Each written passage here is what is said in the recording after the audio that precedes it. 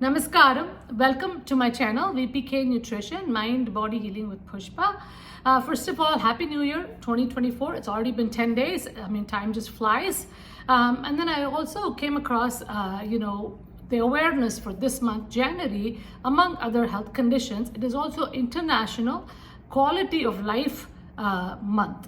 So I thought today we will talk about that. Modern medicine has done great strides, in technology and medications, all of these things to prolong a person's life. So people are living longer and longer, 80s, 90s, etc.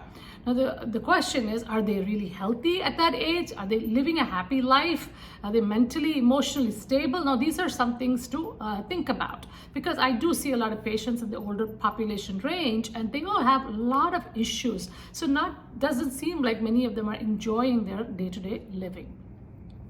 Ayurveda is always about quality of life.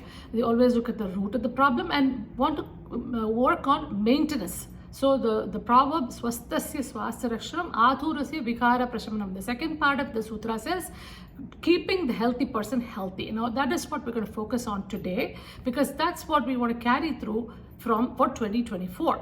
So it's beautifully given in Ayurveda, the 3 pillars of health. If you can follow those 3 pillars, they'll give you a support for your health and well-being. And I'm going to talk about how we can improve. And it is also called Trayastambaha in Sanskrit. So I will go through those today and give you some tips. Stay tuned.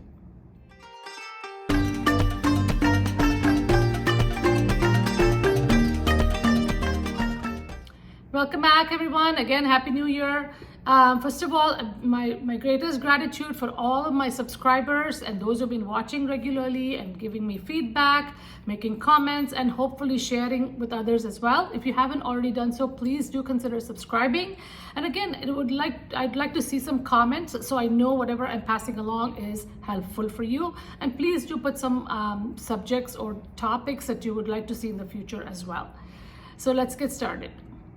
Today's topic is quality of life. So let's talk about that a little bit more. So what is quality of life to you?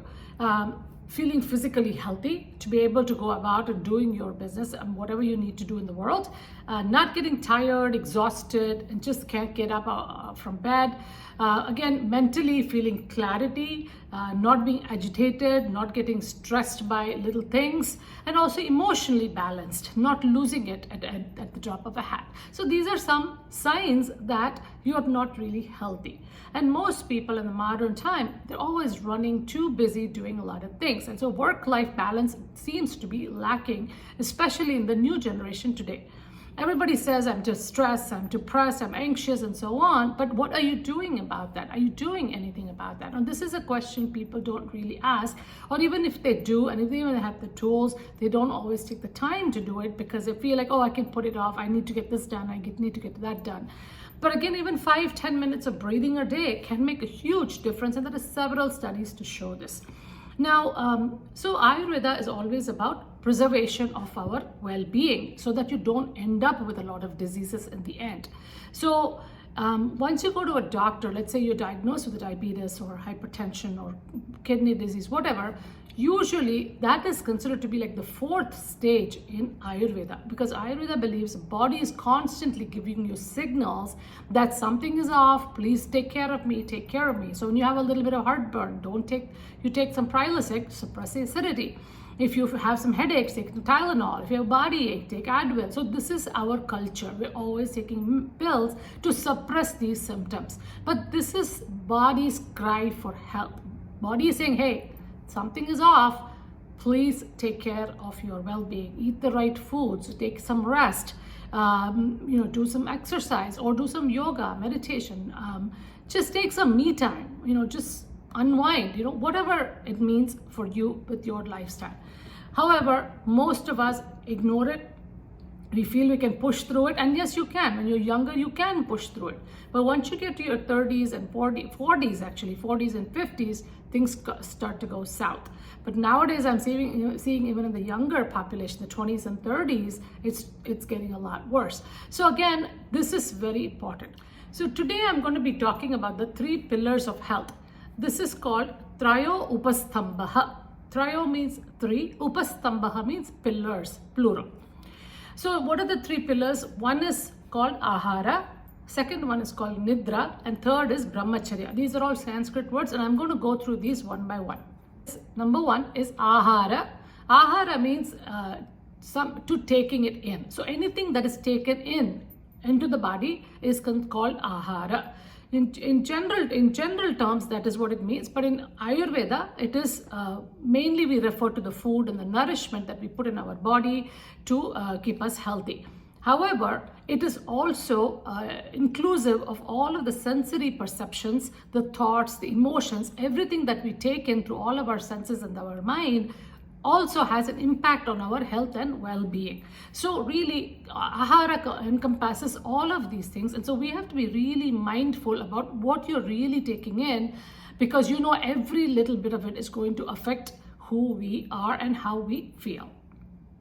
So what is Ahara? What is a healthy Ahara? This can be described by three words in Ayurveda: Hitbuk, Mitbuk, and Ritbuk. So Hitbuk first means to be useful. So food should be eaten which is helpful for you, for your body.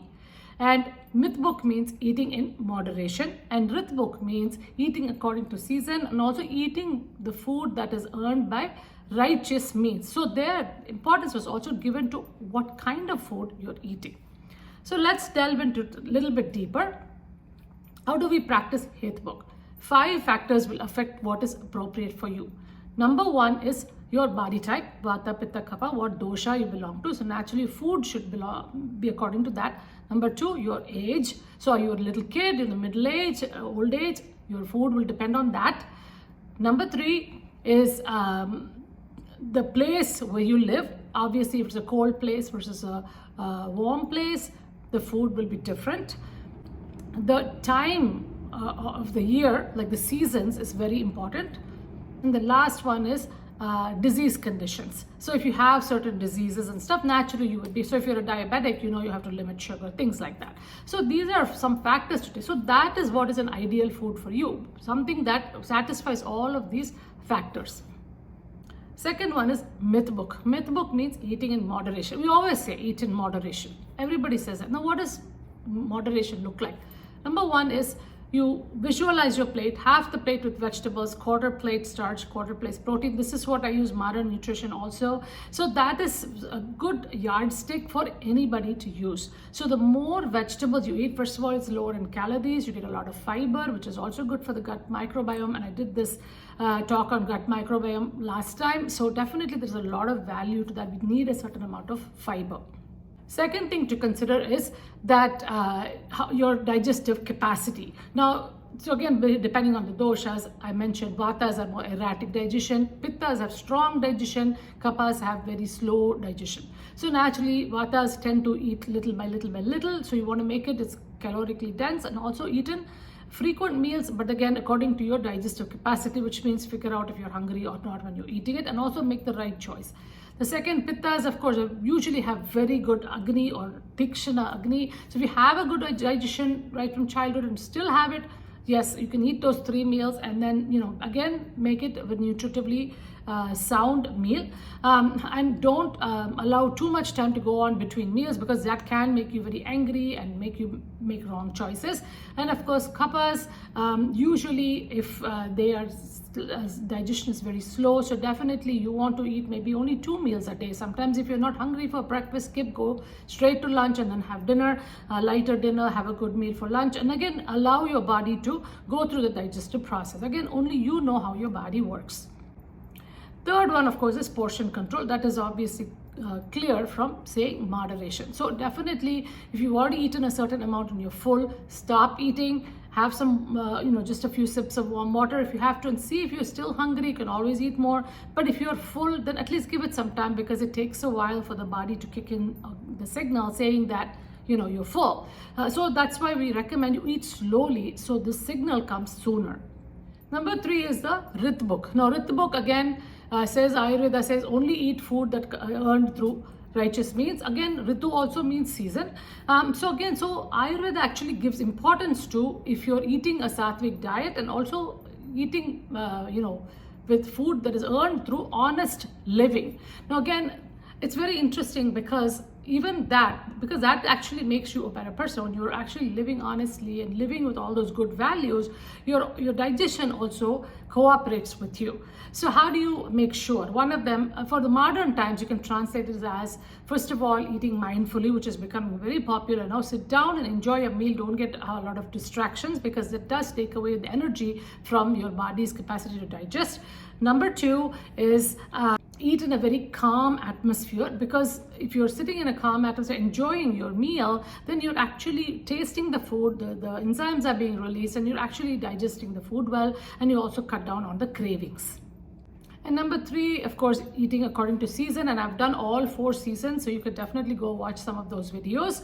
And then number 4 is do not eat when you're very emotional, we have a lot of anger or sad or agitated or any of these emotions at play, then try to avoid eating at that time. Kind of calm yourself down, maybe have some water, take a walk, listen to music, something to kind of make your mood a little bit better, and then after that eat your meal. Now and some of these things actually we use it as a dietitian also in behavior modification techniques, especially for weight loss and things like that, because a lot of times people have, when they're gaining a lot of weight, they're depressed, they end up emotional eating. So definitely these are some tips that anybody should be following. Second pillar is Nidra. Nidra means sleep. So again, we've talked about sleep. In modern literature also they are sharing a lot of studies showing that if we go along with the circadian rhythm, we are much healthier. And of course, even the gut microbiome is healthier when you sleep at the right time and wake up at the right time. So 3 things to follow here. Again, I've done a detailed video about this. I will share the link in the description for you to watch. But for today, I'll just leave you with 3 tips. One is get to bed by 10 o'clock, at least get to sleep by about 11 o'clock. Number 2, establish a sleep routine about 30 minutes before bedtime. Shut off some of the gadgets and all of these things, and try to just read a book or listen to some music, do some meditation, journaling, whatever, something to kind of calm your mind down. Number 3 is Ayurveda says avoid daytime sleeping, because it does make you more sluggish and messes up your digestion, unless you are over the age of 75 or you're sick or your body really needs rest, or it's summertime. Usually they say it's okay, but other than that, if you're feeling a little bit tired, you can always just recline in a sofa or something and just kind of close your eyes for 10-15 minutes just to get that power nap. You can also do like a small guided meditation, because that's also very refreshing. That's definitely better than going to deep sleep. The third pillar for health is Brahmacharya. Now again, Brahmacharya literally means abstinence or celibacy. But again, in this case, it can be extended to any overindulgence of all of your senses in your mind, because that can lead to problems with digestion, as well as reducing your immunity, which is called ojas in the body. So in yoga also, Brahmacharya is one of the yamas. So there are 8 limbs to yoga, and the first limb is called the yamas or the do's, and Brahmacharya is one of the yamas, and this needs to be adhered to in order to even progress in the yoga. So asanas is the third limb. This is one of the first limbs. So having the right values when you practice yoga is very important to be successful in yoga. And I've shared a very detailed video about this with all the tips from a yogic standpoint, so I will definitely share the link in the description. You can go watch them. In the meantime, these are some questions you can ask yourself. Are you overindulging too much or not? And think about all of the senses. So first of all, of course, food. Are you overeating? Are you eating too much when your stomach is full? Are you eating when you're not even hungry? So these are some questions you can ask yourself. Number 2 would be your visual stimulation. Are you watching too much screen or the social media, the TikTok and all of these other social media platforms? How much time are you spending staring at the computer? And also, what kind of shows are you watching? Are you watching really violent things or negative things or loud things, which can really mess with your brain?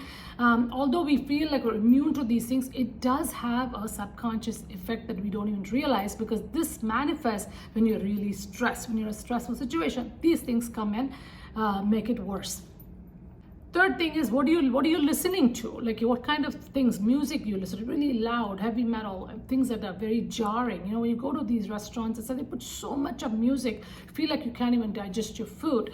And then also, what are you talking about? What are you listening? Are you listening to gossip? Are you listening to negative talk? So these are some things to think about. Mentally also, are you overthinking too much? Are you overanalyzing things too much? And I have been guilty of that myself, and I have definitely gotten better now with a lot of yoga and meditation, because those things do help you. So if you are overanalyzing, overthinking, then you might be imagining too many things also. You may be thinking things wrong, and stuff like that can happen. So definitely be mindful of that. And again, what are you doing when you have a lot of stress? Are you taking a break and doing some yoga, meditation, or some other techniques to help you, or are you just pushing through and keep going? Think about that. And how is your activity level? Are you staying inactive most? Because a lot of people sit at the computer all day. So are you going out, getting some fresh air? Are you sleeping too much during the day or night? So ask yourself some of these questions. And once you have the answer, again, you can sit and journal every day, make it a point to journal some of these things. So this way you'll understand yourself better and you'll be able to help yourself even more. Hope you enjoyed today's episode. Again, it's New Year just started, and I know everybody makes resolutions in the beginning of the year, and then as the year goes by, people just drop everything, go back to old habits, and then wonder what happened. So again, let's start this year with some good goals. So we'll make a generic goal, but kind of develop them into a habit. Once you make something into a habit, it's so much easier to follow. So I'm going to leave you with 3 practical things that you can start right away. Number 1, eat according to your needs. Pay attention to your hunger signals and practice mindful eating with portion control in a relaxed environment. Number 2, establish a good sleep routine and sleep and rise with the sun. Number 3, avoid overindulgence of any kind. Work-life balance is the key to good health. Allot at least 20 minutes twice a day for some breathing and meditation. So those are some practical tips that you can start right away. So for this week, listen to your body, observe your mind, and heal yourself. It's all in your hands. So have a wonderful week ahead, and I will see you again in your next episode.